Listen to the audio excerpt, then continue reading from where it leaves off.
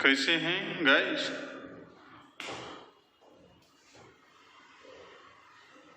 कुछ प्रोग्रेस नज़र नहीं आ रहा है आप लोग का?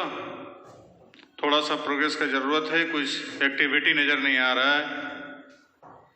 कल भी हम इस पर इन्फॉर्म किए सबको, लेकिन बहुत ज़्यादा जगा हुआ नज़र नहीं आ रहा है। अधिकांश लोग सोए हुए नज़र आ रहे हैं। इसलिए रिक्वेस्ट है कि जो भी मटेरियल आपको मिल रहा है उसको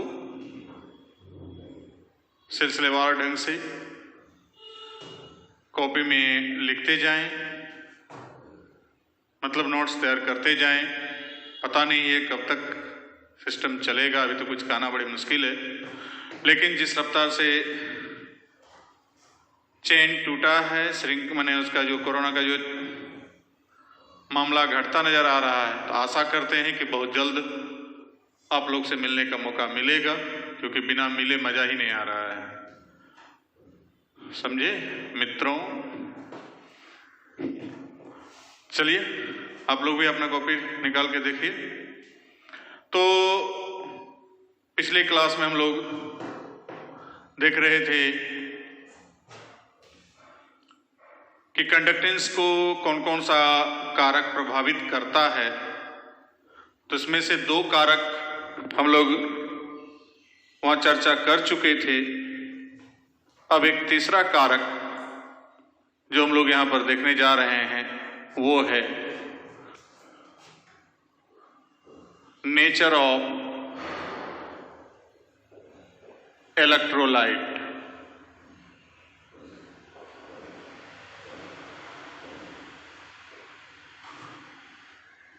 और सॉलिड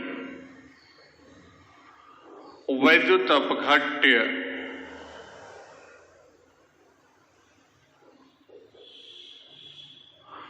या घुल्य का प्रकृति।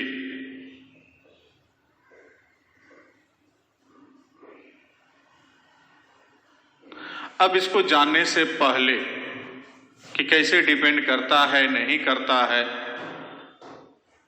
थोड़ा टॉपिक ये बड़ा है, तो इसमें हम लोग पहले ये जाने, एक छोटा सा टॉपिक इसमें अटैच है, वो है जो हम लोग पीछे पढ़ चुके थे सॉल्यूशन चैप्टर में। सबसे लास्ट में आया था विघटनांश, डिग्री ऑफ आयनाइजेशन, जो वांट ऑफ फैक्टर देखे थे। तो उसमें हम लोग को एक टॉपिक मैंने एक टर्म भेटाया था अल्फा, जो वहाँ ख्याल कीजिए कि alpha equal to I-1 by N-1 determine किए थे। तो उसी अल्फा के बारे में देखें। अल्फा से ही पता चलेगा कि किसी भी जो कंपाउंड हम वहां पर सेल में लिए हैं उसके नेचर पर किस प्रकार डिपेंड कर रहा है, इसका जाकर के जो है कि वैल्यू कंडक्टेंस का। तो वो जाकर के जो है कि हमको पहले जाने, चूंकि सर्वप्रथम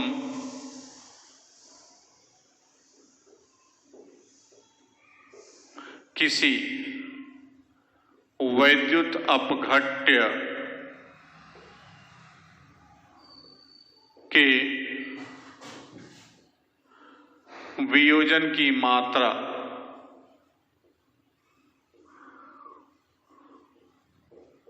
या विघटनांश, डिग्री ऑफ आयोनाइजेशन,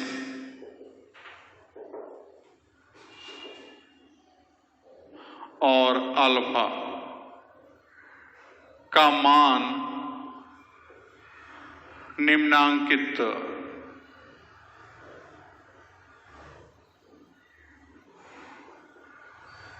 सूत्रों, निम्नांकित सूत्र के द्वारा ज्ञात कर लिया जाता है।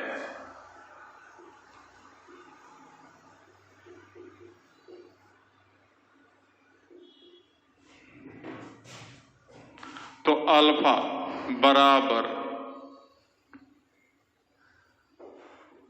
Percentage ionisation bye 100।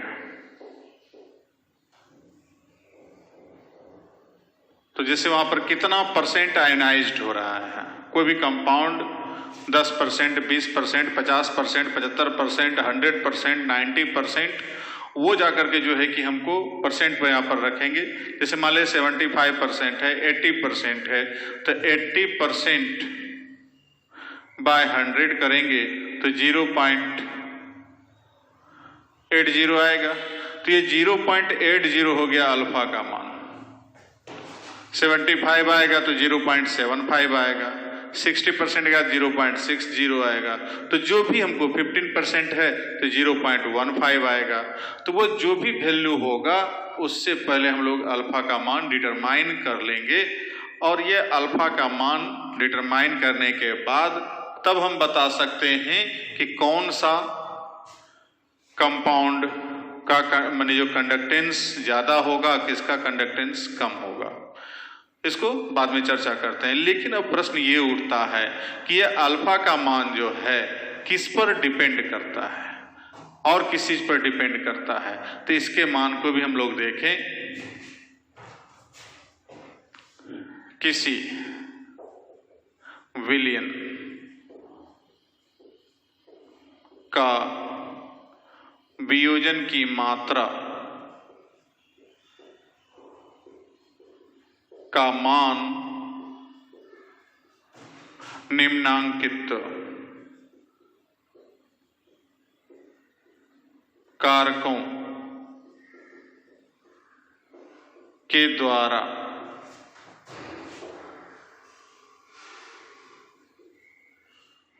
प्रभावित होते हैं। ए नंबर,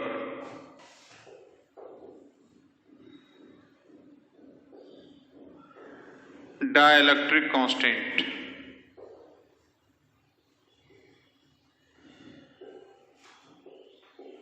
किसी वैद्युत अपघट्य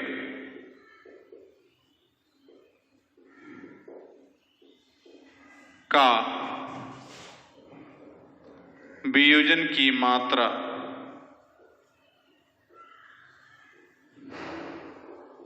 का मान विलयन के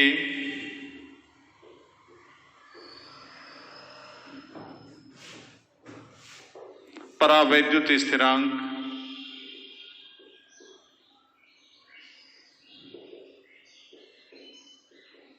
का समानुपाती होता है।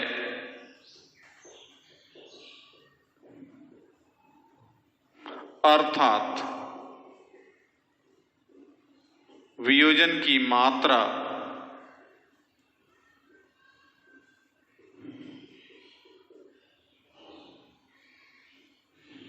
Alpha is proportional to dielectric constant, जिसके बारे में चर्चा कल हम लोग किए थे।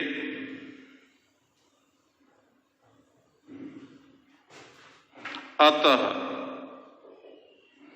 डाइलेक्ट्रिक कांस्टेंट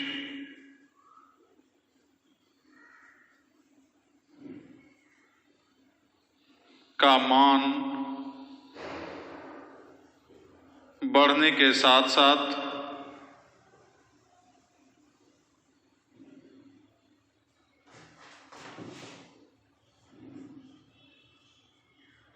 इसके वियोजन की मात्रा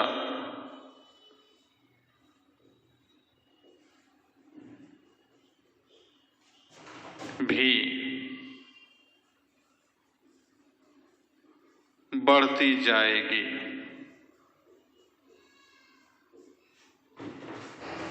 ठीक है, कि जैसे जैसे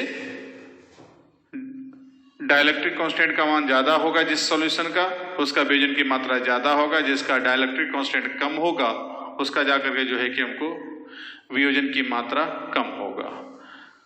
पहले इसको लिख लीजिए, आप लोग भी लिख लो इसको।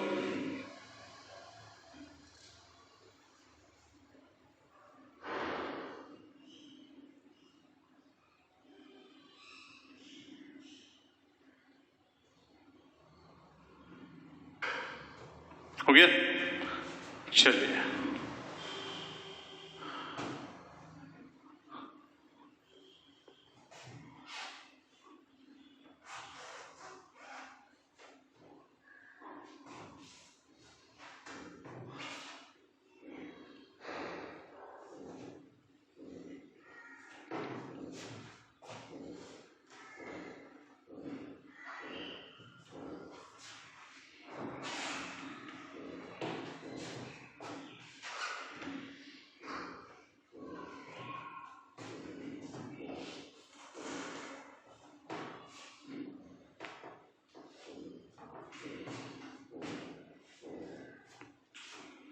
बी नंबर, टेम्परेचर,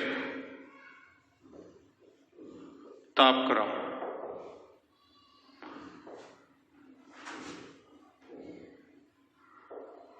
वैद्युत अपघट्य का वियोजन की मात्रा का मान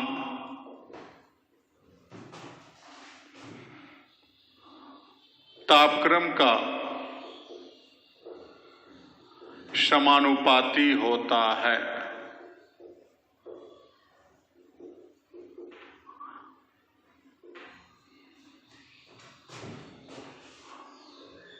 अर्थात alpha is proportional to temperature. अतः तापक्रम बढ़ने के साथ साथ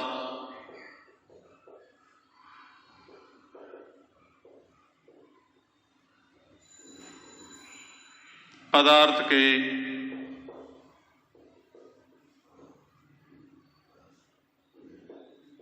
वियोजन की मात्रा भी बढ़ती जाएगी। ठीक है कि जैसे जैसे टेम्परेचर बढ़ेगा तो अल्फा का मान भी क्या होगा, बढ़ता जाएगा, क्योंकि डायरेक्टली प्रोपोर्शनल है, सीधा समानुपाती है। कोई भी सॉल्यूशन में, जैसे मान लीजिए हम नमक पानी का घोल लेते हैं, तो नमक पानी का घोल लेते हैं तो हमको यदि नॉर्मल टेम्परेचर पर नमक को उसमें घुलाएंगे तो जो आयोनाइजेशन होगा, जो घुलेगा, और उसी को गर्म पानी में घुलाएंगे तो दोनों में डिफरेंसेस होगा। टेम्परेचर बढ़ा, नमक का घुलनशीलता बढ़ जाता है क्योंकि वो जल्दी आयनीकृत हो जाता है, टूट जाता है Na+ और Cl- के रूप में। तो इसलिए वैसे कंडीशन में टेम्परेचर जैसे जड़ा बड़ा होगा, अल्फा का मात्रा क्या होगा, बढ़ जाएगा। अब तीसरा जो है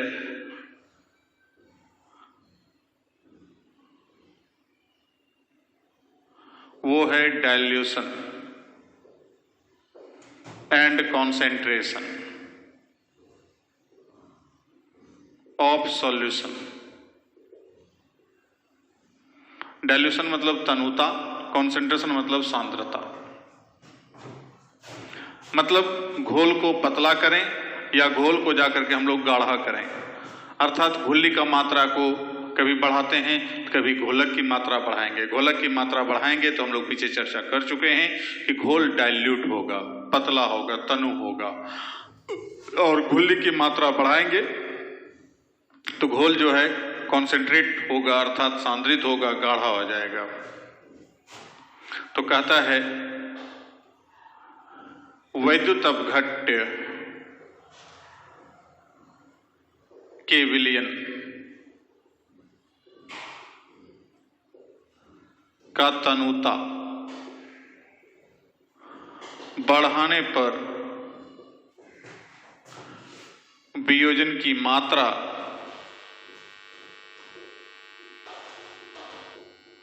बढ़ती है, बढ़ती जाती है, जबकि विलयन का सांद्रण बढ़ाने पर वियोजन की मात्रा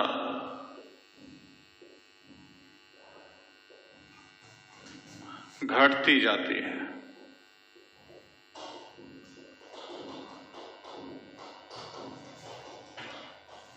अर्थात वियोजन की जो मात्रा है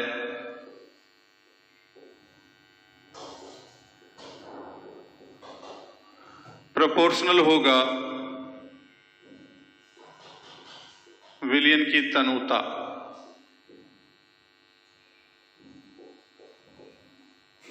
और दूसरा हो जाएगा वियोजन की मात्रा जो है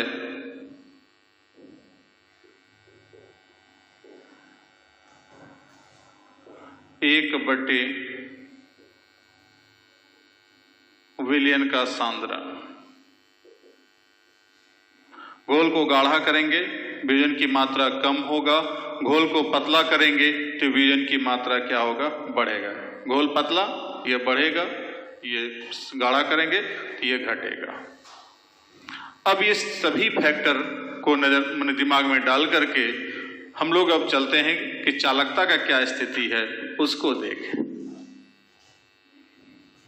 तो यहां तक इसको समझ गए, अब आगे बढ़ाते हैं इसको।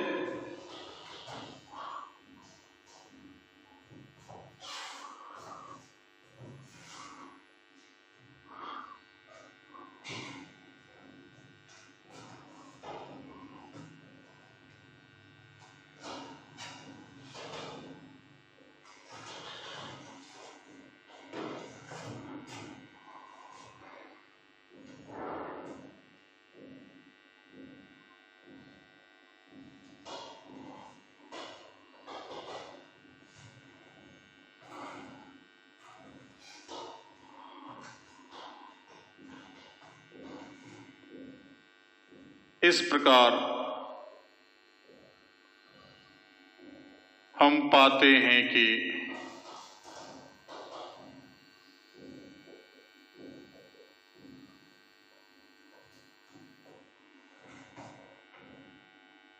वैद्युत अपघट्य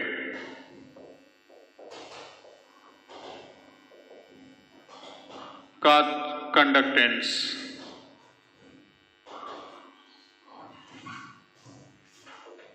उसके प्रकृति के द्वारा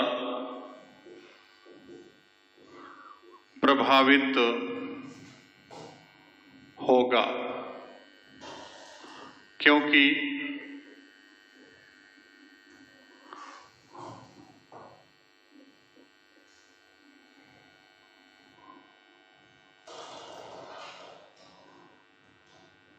प्रबल वैद्युत अपघट्य का वियोजन की मात्रा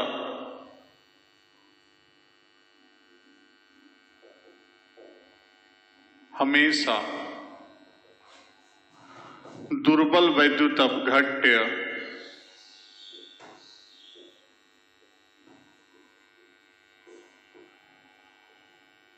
के अपेक्षा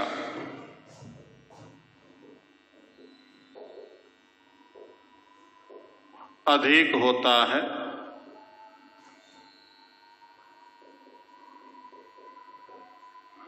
जिसके परिणाम स्वरूप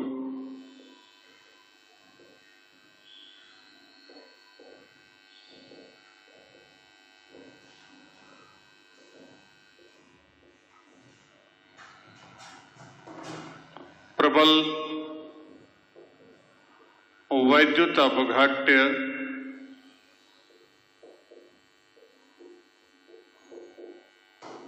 का चालकत्व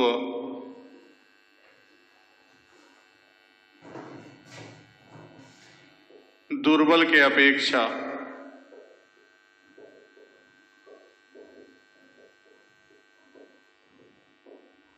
अधिक होगा। तो ये था फैक्टर जो पिछले क्लास में हम लोग स्टार्ट किए थे कि कौन कौन सा फैक्टर जो है कंडक्टेंस को प्रभावित करता है। तो उसमें जाके हम लोग एक फैक्टर यहाँ पर छूट गया था समय की कमी के कारण। अब यहां पर जाके जो है हम लोग आज देख लिए कि नेचर पर डिपेंड कर रहा है, नेचर जैसा होगा। यदि प्रबल वैद्युत अपघट्य है तो आसानी से विघटित होता है, उसका वियोजन की मात्रा अधिक होगा, और जिसका अधिक होगा उसका जो है कि चालकता अधिक होगा। तो हम लोग कह सकते हैं इसलिए कंडक्टेंस समानुपाती होगा वियोजन की मात्रा।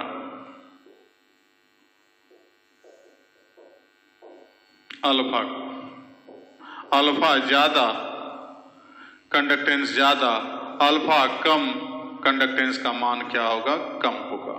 तो ये जाकर के जो है कि हम लोग यहां पर इसमें आराम से इसका मान निकाल सकते हैं और निकाल के बता सकते हैं कि कितना किसका ज्यादा होगा और किसका कम होगा। तो ये था फैक्टर के बारे में जान गए, लिख लिया तुम लोग।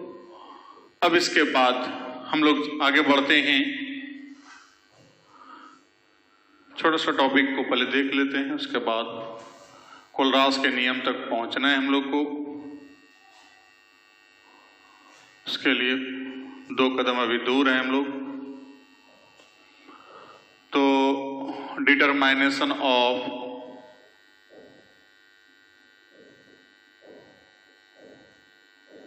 सेल कांस्टेंट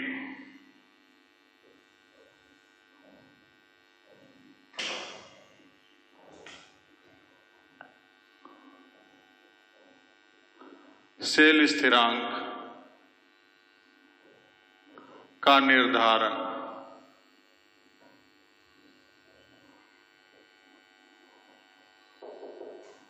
चूंकि हम जानते हैं कि kappa equal to 1/r into L/A, जबकि 1/r इक्वल टू कंडक्टेंस, वो भी ऑब्जर्व्ड, जो कि निर्धारित किया गया है, और L/A इक्वल टू हम लोग सेल कांस्टेंट बोल चुके थे G*,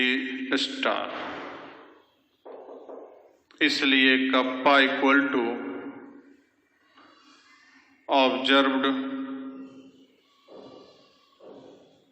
conductance into cell constant.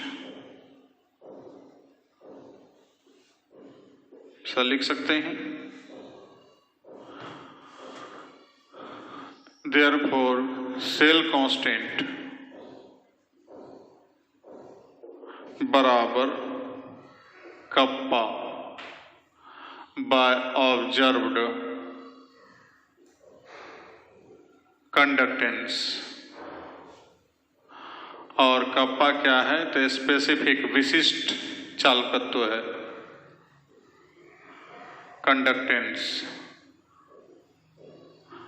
बटे ऑब्जर्व्ड प्रेक्षित।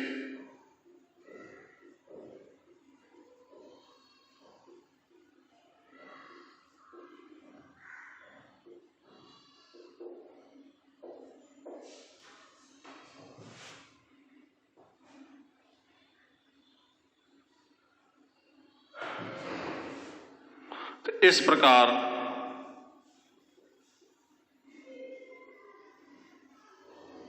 विशिष्ट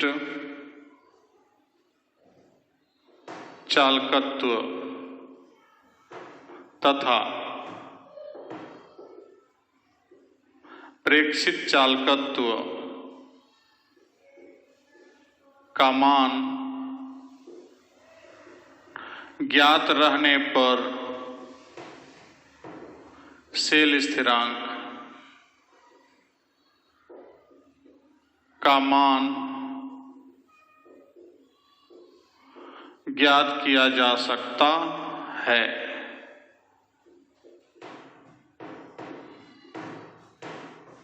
ठीक है, तो मतलब यहां पर हम लोग चलें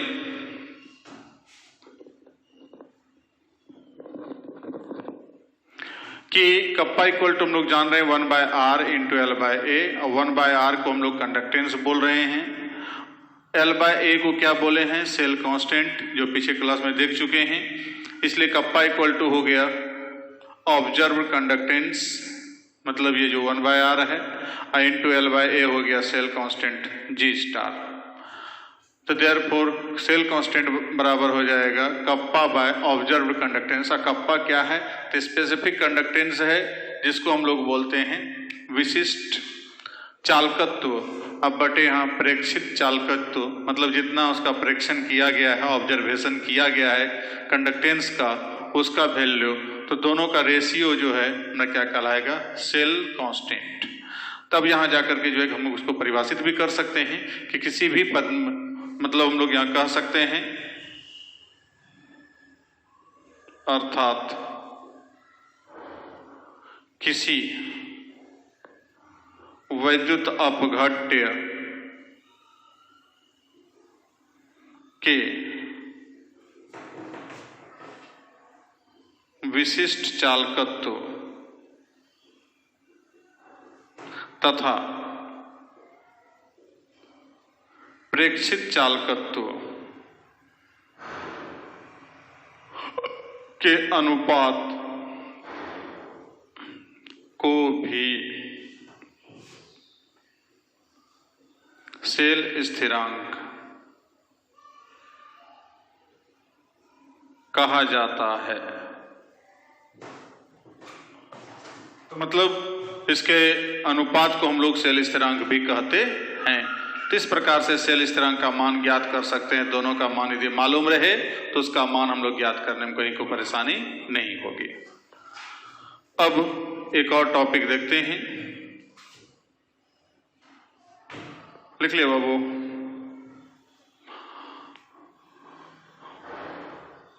अरे तुम लोग भी तो कुछ बोलो, बाहर वाला तो सोया हुआ है, ये है, उसको तो देख नहीं रहे।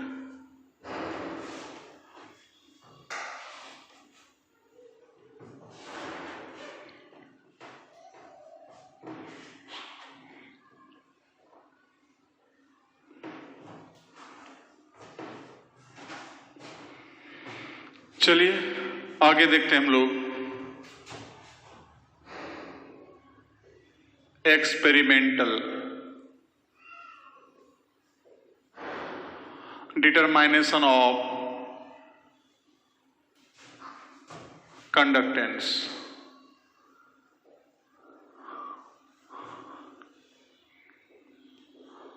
चालकत्व का प्रायोगिक निर्धारण।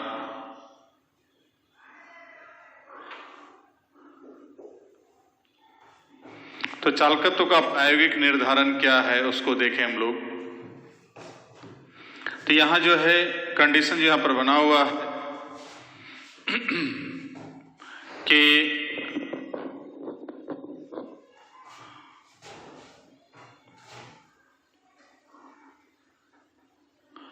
चूंकि हम जानते हैं कि पहले से जान रहे हैं चालकत्व प्रतिरोध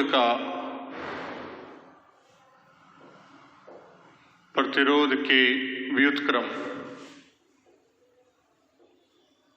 के बराबर होता है।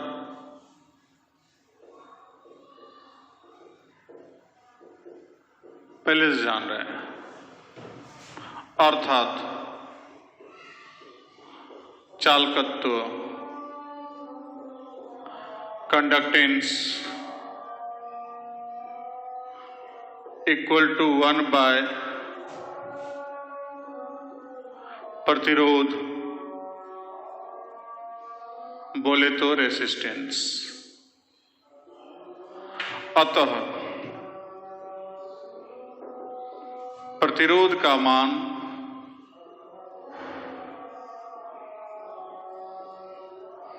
ज्ञात रहने पर चालकत्व का मान ज्ञात किया जा सकता है।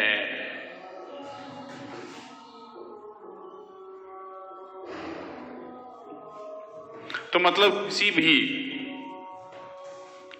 ये फॉर्मूला हम लोग पहले देख चुके हैं कि कोई भी वैद्युत अपघट्य है, कोई वैद्युत अपघटनीय सेल है, उसका यदि हमको रेसिस्टेंस मालूम है तो उसका हम कंडक्टेंस मालूम कर सकते हैं, चाहे वो वायर कंडक्टर हो या इलेक्ट्रोलाइटिक कंडक्टर हो। दोनों के लिए हम उधर चर्चा पीछे कर चुके थे।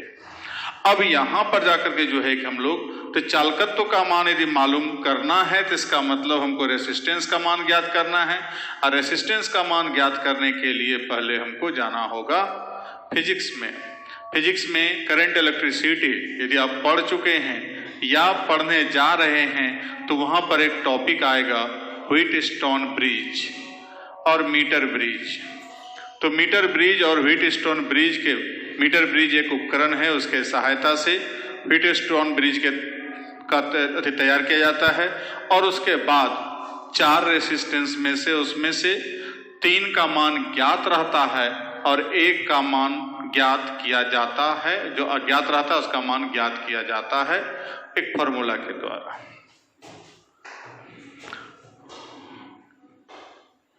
इस कारण सर्वप्रथम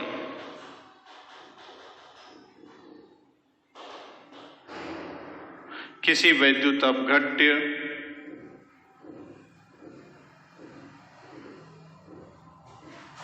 का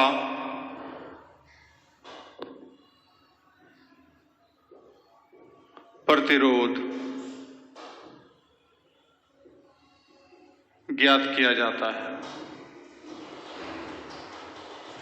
इसके लिए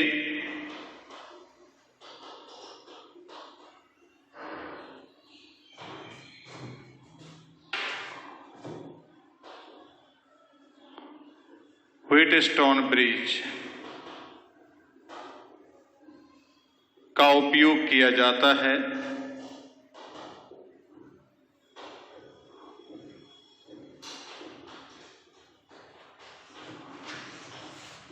जिसमें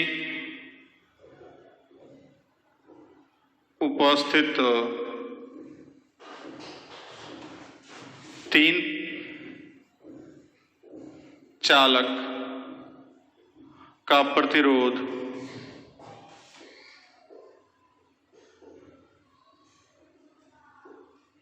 ज्ञात रहता है, तब उसके सहायता से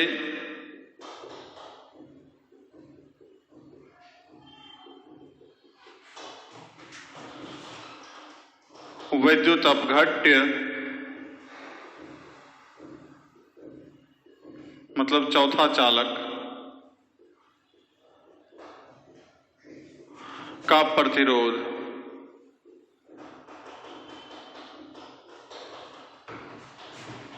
निर्धारित किया जाता है।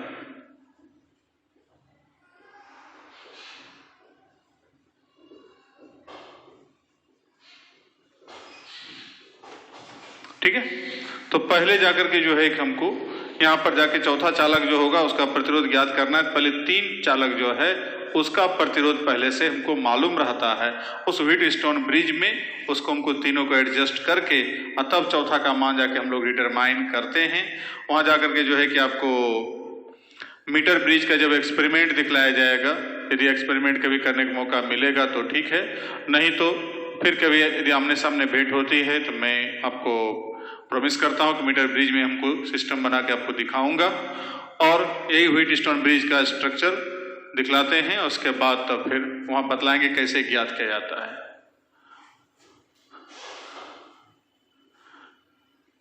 क्योंकि यहाँ पर प्रैक्टिकली तो बताना संभव है नहीं।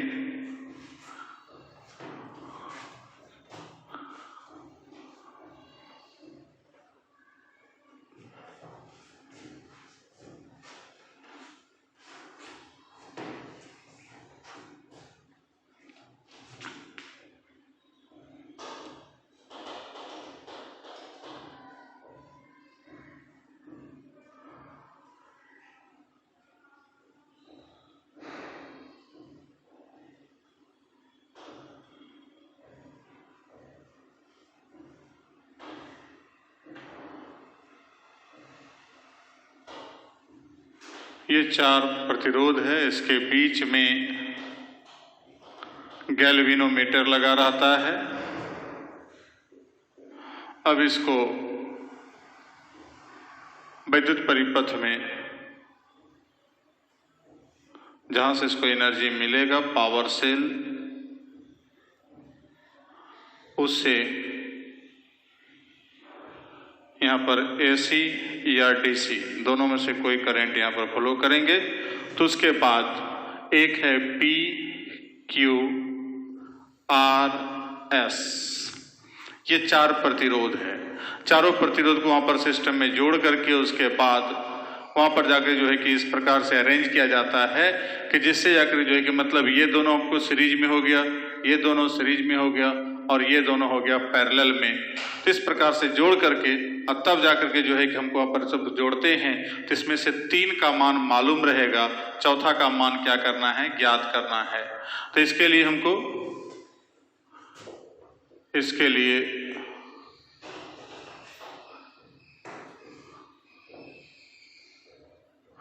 निम्नांकित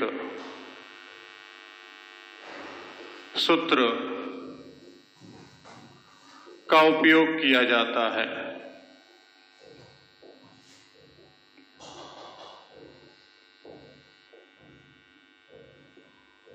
P by Q R by S।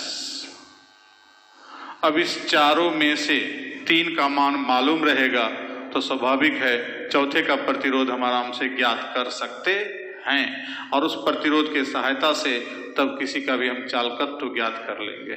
तो प्रतिरोध ज्ञात इस प्रकार, प्रतिरोध ज्ञात कर कंडक्टिंग सेल या इलेक्ट्रोलाइटिक सेल जिसका ज्ञात करना है का चालकत्व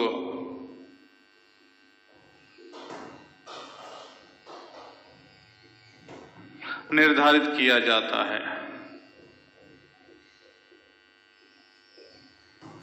ठीक है, तो वो फॉर्मूला शुरू वाला ही लगेगा जो वहां पर हम देखे थे कि कंडक्टेंस बराबर 1 बाय रेसिस्टेंस। तो रेसिस्टेंस पहले हमको यहाँ पर ज्ञात कर लेंगे, अब वहां पर जाकर जो है कि हम उसके बाद तब हम कंडक्टेंस ज्ञात कर सकते हैं। अब यहाँ पर करना क्या है कि यहाँ तो ये 4 अलग अलग कंडक्टर है, इसी 4 में से एक जगह लगाएंगे कंडक्टिंग सेल या इलेक्ट्रोलाइटिक सेल कि जिसका हमको डिटरमाइन करना है, जिसका ज्ञात करना है, जिसका रेसिस्टेंस अननोन है, अज्ञात है। उस अज्ञात प्रतिरोध वाले जो है कंडक्टिंग सेल को कहीं पर यहां से यहां तक में बीच में जोड़ दिए, यहां से यहां तक जोड़ दिए, कहीं भी जोड़ दिए, चारों में से कोई एक जगह पर ऑटोमेटिकली इस फार्मूला से उसका मान हम डिटरमाइन कर सकते हैं।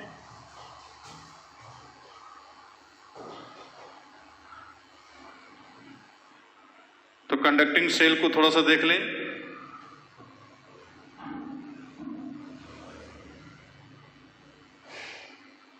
तो ये कंडक्टिंग सेल है, कंडक्टिंग सेल में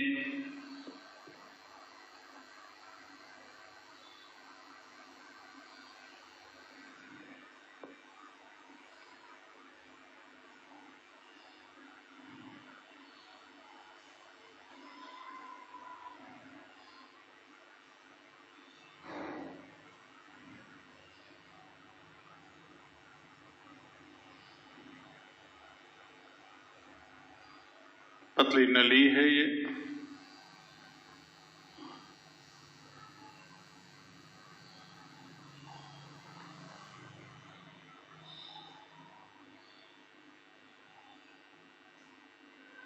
और बीच में यहां पर पारा डाल देते हैं, मरकरी।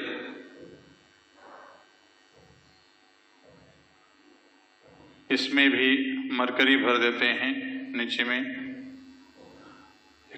पूरा नली इतना बड़ा है, इसमें नीचे में थोड़ा सा बीच में मरकरी भरा हुआ रहता है। अब इससे बीच से तार, इधर से भी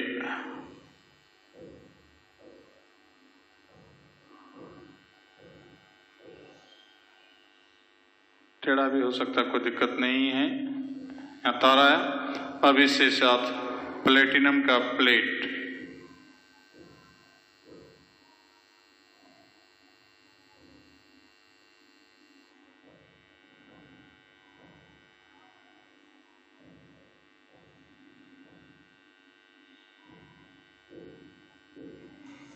तो ये है। अब बीच में हम लोग इलेक्ट्रोलाइट डालेंगे।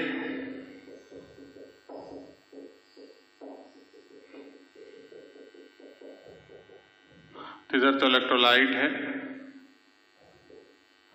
ये कॉपर का वायर है, यहाँ इसमें Hg है,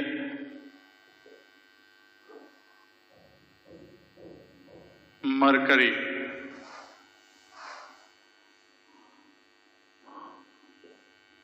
और ये है प्लेटिनम इलेक्ट्रोड।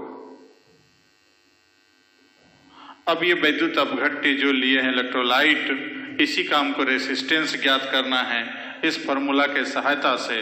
तो वहां जो हम लोग बोले कि व्हीटस्टोन ब्रिज में जो 3 जगह पर तो जो चालक रहेगा जिसका रेसिस्टेंस हमको मालूम रहेगा, चौथा पर इसको जोड़ देंगे। वहां जो 4 था ना, ये वाला, तो 4 में से कहीं भी यहीं पर जोड़ दिए, एक तार यहाँ लाए, एक तार को यहाँ जोड़ दिए, या यहाँ जोड़ दिए, यहाँ जोड़ दिए, यहाँ जोड़ दिए, कहीं भी एक जगह जोड़ दिए। तो वैसे कंडीशन में जोड़ने के बाद 3 का हमको रेसिस्टेंस मालूम है। अब उस 3 के सहायता से हम इसका भी रेसिस्टेंस मालूम कर लेंगे और उसके बाद उसका कंडक्टेंस आराम से ज्ञात कर सकते हैं। बन गया? समझ गए होंगे आप लोग। अब यहां पर जाकर के जो है कि तब कंडक्टेंस के सहायता से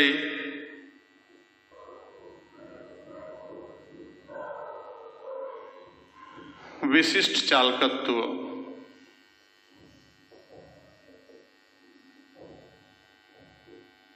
का निर्धारण भी किया जाता है। फॉर्मूला जाना पहचाना है, कहीं कोई दिक्कत नहीं है। अर्थात kappa equal to 1/r into L/A या kappa equal to conductance into L/A। तो डायरेक्ट रेसिस्टेंस ज्ञात करके यहां रख सकते हैं, कप्पा निकल जाएगा। L हो गया इसके बीच की दूरी, ये जो प्लेट है इसके बीच की दूरी, और A हो गया इसका एरिया, क्रॉस सेक्शनल एरिया। तो उसके बाद जाके जो हमको दोनों का मान रख देंगे तो कप्पा निकल जाएगा। तो कप्पा का भी निर्धारण कर सकते हैं, कंडक्टेंस निर्धारण कर सकते हैं। तो इस प्रकार से सबका मान निर्धारण कर लेंगे। तो ये था एक्सपेरिमेंटल डिटरमाइनेशन। अब हम लोग अगले क्लास में मिलते हैं, एक छोटा सा टॉपिक देखेंगे कि कंडक्टेंस पर जो है कि कॉन्सेंट्रेशन का क्या प्रभाव पड़ता है एक ग्राफ के रूप में, और तब फिर जाकर के जो है कि हम लोग आएंगे जो बहुत प्रतीक्षित नियम है, वो है कोलरास का नियम। उसको हम लोग नेक्स्ट क्लास में मिलते हैं, तब फिर न्यूमेरिकल होगा।